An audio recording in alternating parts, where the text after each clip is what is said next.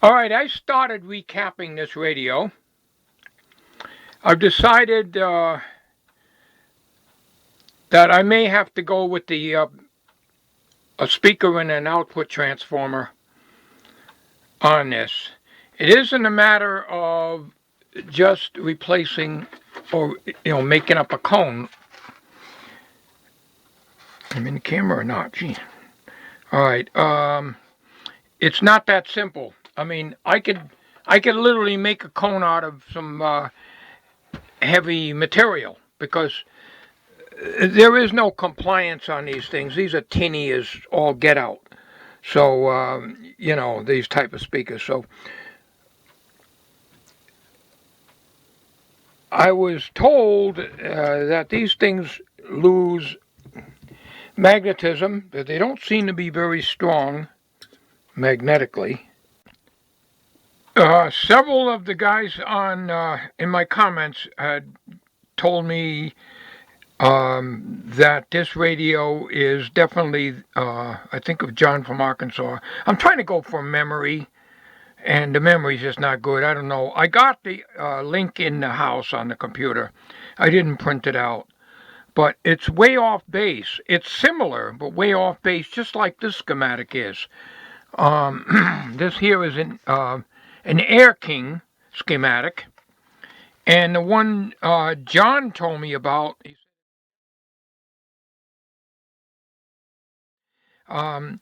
every one of the schematics, for one thing, say speaker field. See where the 25Z5 is right there? There is no speaker field.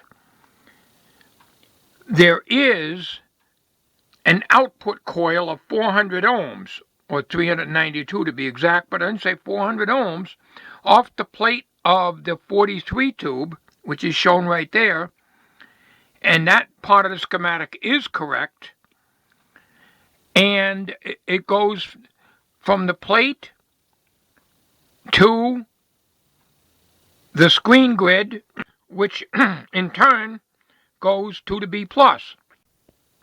Now, this can't be called a field coil, but maybe that's what they're referring to.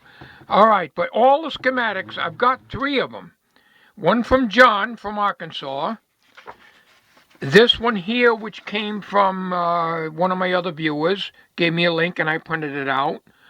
And one other one which was way off. But they're similar. They use the same tubes primarily. Mine uses a number 51 bulb, which is what's in the pilot light. Move slowly there, Doug. Move slowly. Right here. And it uses 2 windings, or 2 resistance windings, I guess you call them, off the ballast. The ballast appears to be burnt out.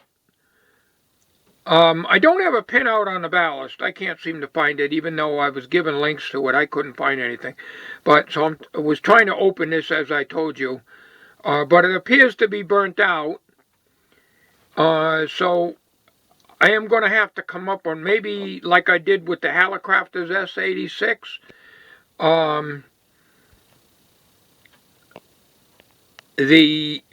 I think it was Brendan that told me to use a 10 microfarad fan capacitor. That's what I used in here, and it's working very well, but we're only dropping a few volts. We have to drop a lot more in this radio.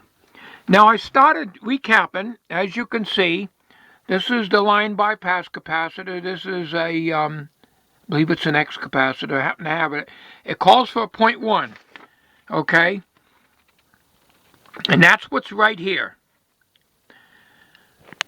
The bypass capacitor on the plate of the 43 tube is a 005, and that's what's in this radio, I believe. Okay. Anyways, these are the capacitors here that I changed so far. And these seem to be original. So what I'm doing is I'm replacing the capacitors, whatever value they're marked on them. I'm not going by the schematic, I'm going by the capacitors. Another thing I wanted to point out, especially to John there from Arkansas. How's your potatoes going there, John? This is a 1,000 ohm resistor. Body, end, and dot. There's a faint little bit of red there. So brown, black, and red. It's a 1,000 ohm resistor across from one electrolytic to the other.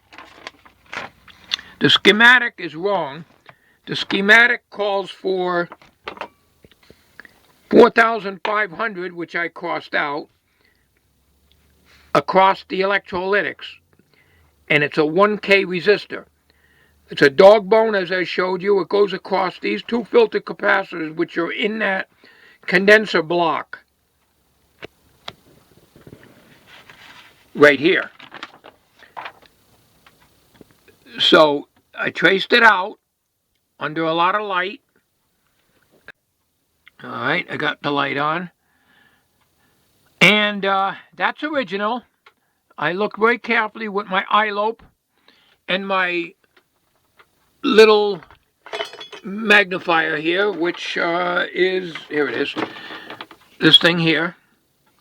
And there is no indication of it ever being substituted, taken out, replaced, or whatever. So it's a 1,000 ohm, not a 4,500 ohm. So some parts of this schematic, it jives, others don't. But the speaker is showing a voice coil, as I mentioned in my other video. There's only one coil on that speaker, and that's that big thing on the back there. There is no field coil here. So I'm saying this is not the right schematic. This is supposed to be an Air King model 701, 703, whatever here. But it's similar. As I changed this, I changed the tone capacitor, and that's how it's wired. I've done it exactly the same. And I've got some photographs. I took a whole bunch of pictures before I did anything to this radio. There's a capacitor up here, which seems to be a plastic coated or something. That may not be original.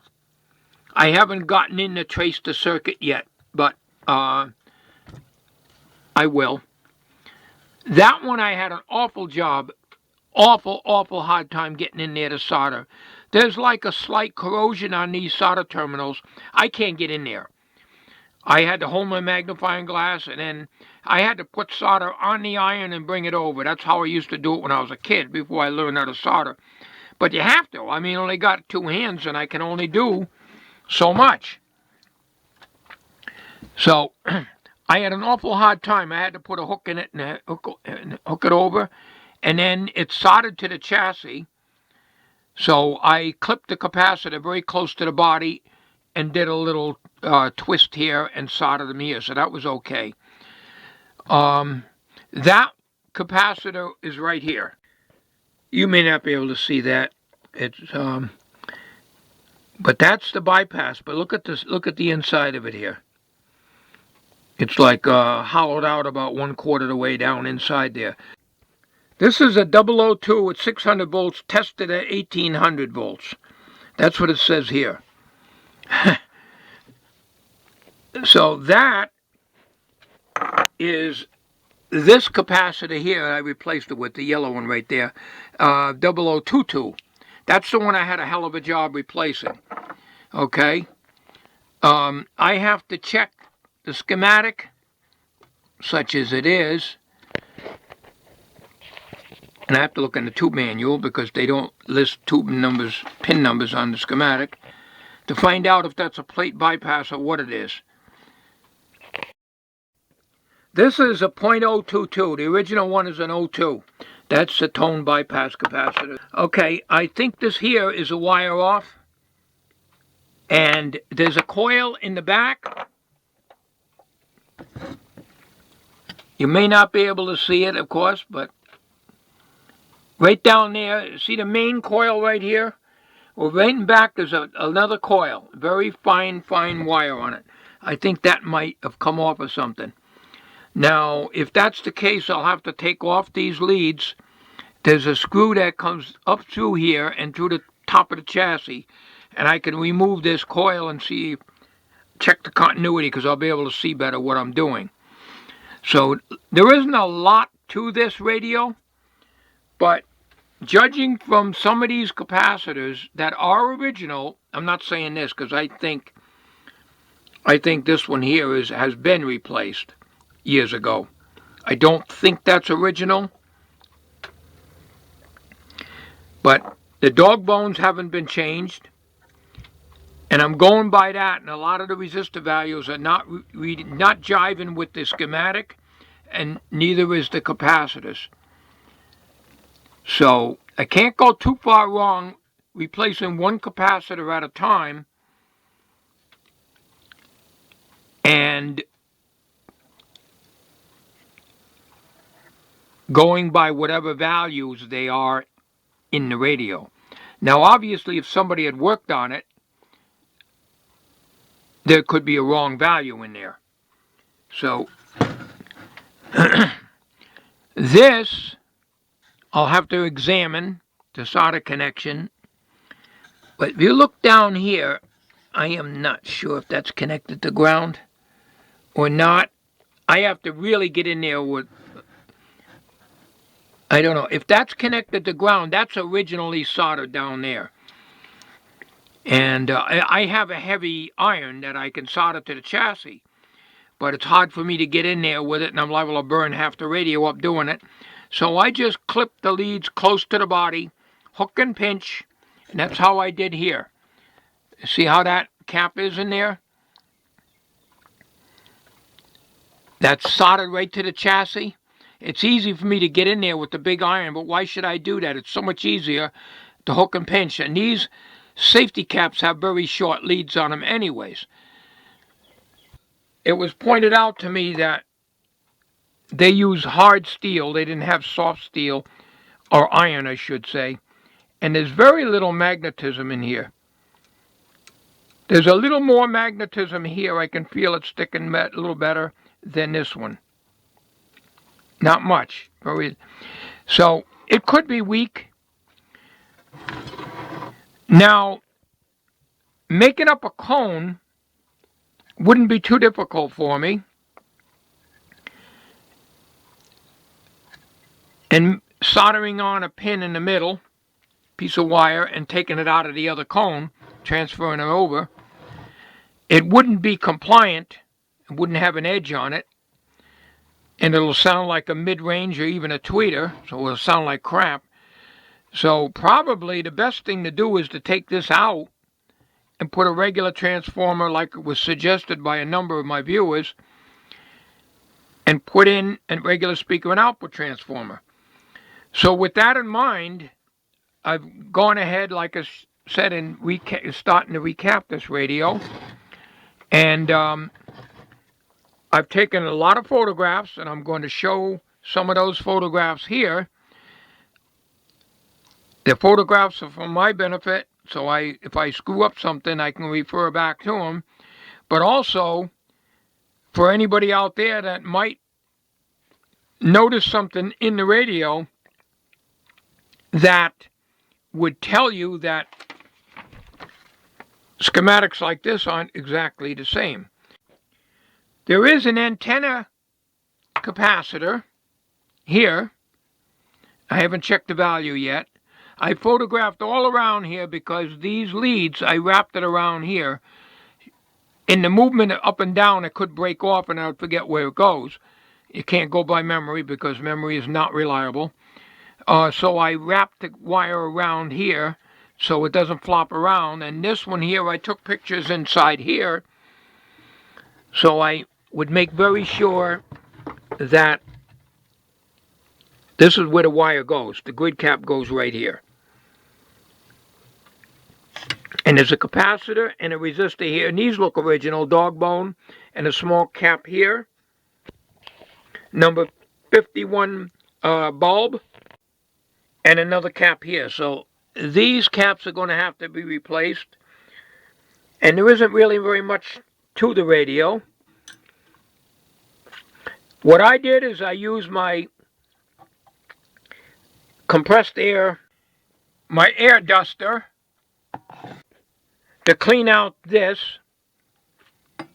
I blasted it all out, cleaned it very well, oiled the ball bearings up here, put a tiny bit of oil down here, and the capacitor is in very nice shape. Now, I'm not too familiar with tuned RF. I really show my ignorance sometimes on these things. But all the guys are telling me this is definitely a tuned RF. All right, where I'm familiar with tuned RF is a 3-gang tuning capacitor. Your third gang is usually your antenna tuner or your RF stage, and that's what's tuned.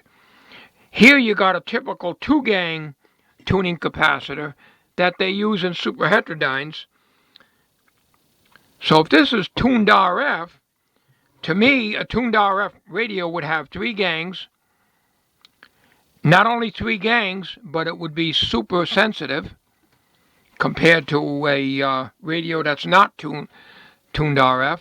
But I could be wrong, as I said before. So I'm going to show some photographs of the underside of this chassis primarily before I capped it. And like I say, I'm not done with the capping yet. This was the way it was originally. There's a little piece of spaghetti that went over the top, and these spaghettis seem to be in good shape. I reused this one too. This is not heat shrink. This is what was in the radio. And that's the way it is, just a long wire going right around. And the wire over here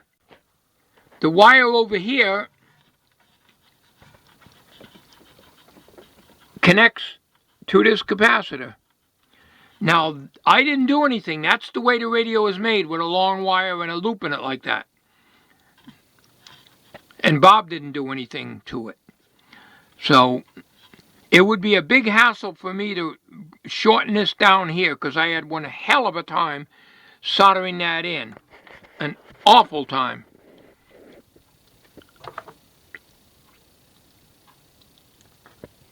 Big challenge. It must have taken me about 15 minutes to do that one connection.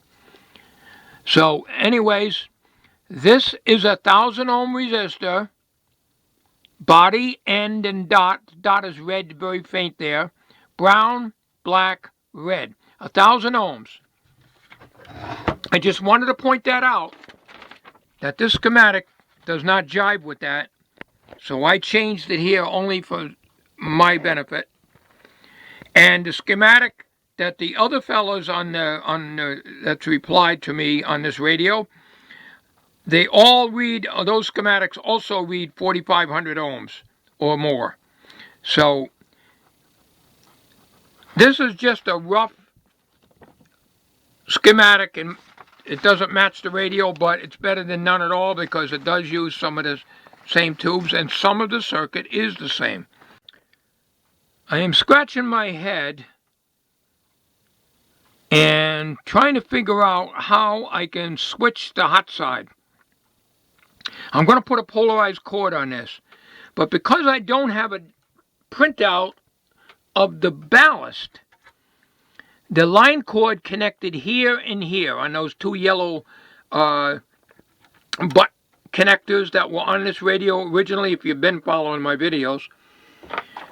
Right here on pin 1 and 3. All right, there's the keyway right here. 1, 2, and 3. Okay, so this wire here goes up and to the switch. The other end of the switch is grounded, and I haven't disconnected it yet, but it is grounded, and I don't want that. If I was to connect the neutral to the grounded section here, in other words, a polarized cord, and connect the neutral here, this would be neutral, which would be fine, while it's on, but when it's off, the line is still connected on the hot side through the tube filaments. Make sure I'm on macro here. Through the tube filaments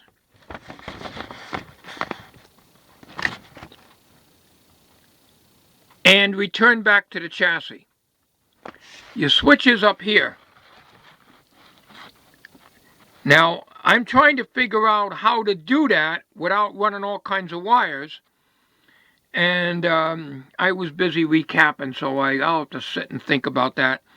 I've always taken and switched the hot side on a polarized plug. On this particular radio,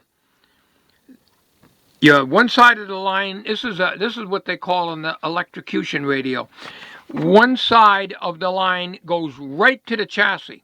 A lot of times your AC/DC radios, they go to a common negative, which is not directly connected to the chassis, but is to a capacitor to the chassis.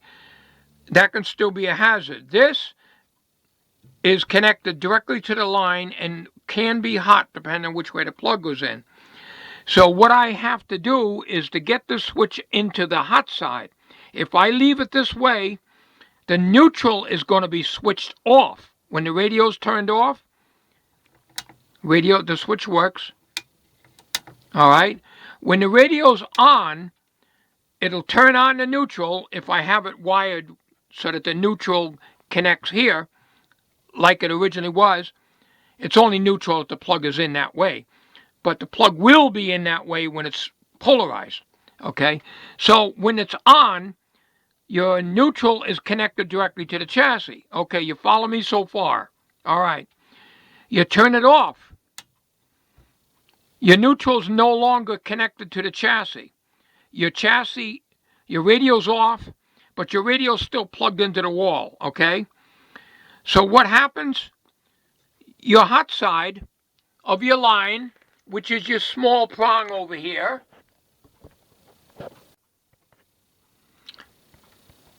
is continuing through the rest of the circuit by way of the other wire, which is the hot wire, going through all your tube filaments and back to the chassis. In other words, you got a hot chassis, but the only difference is instead of having full current, the tubes are 300 milliamps, so you can get up to 300 milliamps of current going through you at 120 volts or 115 or whatever your line voltage is. In other words, it could kill you or give you a damn nasty shock.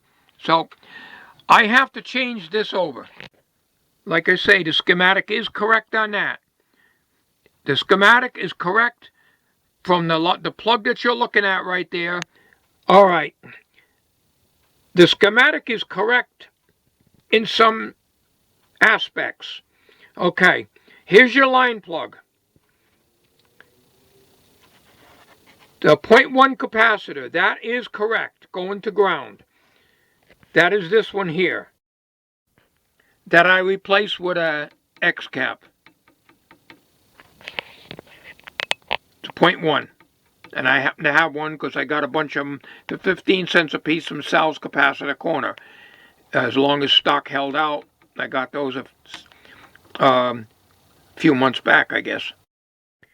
Okay, so that's correct there. My radio shows this line going directly over and through the ballast. I remember telling you that the ballast is divided in two pieces. I assume it's the same ballast. It goes right directly to the ballast, goes out, and goes through, down to the other tap on the ballast, which is the number 51 pilot light. It continues on up here. It continues on to the filament string and returns to the pilot light, I should say. This, I don't know. I think this is supposed to be ground. It's probably one of these symbols here. That's the way they drew grounds, an upside down antenna. So I think that's supposed to be one also. The mystery here is the 6E5 is just showing 2 arrows. That should be shown in the string here, but it isn't. It isn't shown in any of the other schematics either. But I'm getting off track here a little bit. So I need to get this chassis back onto a safe condition. So I need to short this out, take this switch, and bring it up into here. Okay? This doesn't belong here on this radio. It's in this schematic. It's probably for that Air King 701 and 705 or 3 or whatever it is. Okay, so that don't jive. That don't jive. 4,500 ohms across the two electrolytics. It's 1,000 ohms. So, okay. So, so what I got to do, this is ground here. I have to put the neutral here. Take this switch and bring it up here. So that's what we have to do. But my big hang up is this damn ballast here, because I tested the ballast and I read open on everything. I read about 119 ohms, but I'm not sure. I don't have a pinout on the ballast, and it's difficult for me to trace it out. And why is it difficult? Because the schematic don't jive exactly. There's some differences, and that's throwing me off.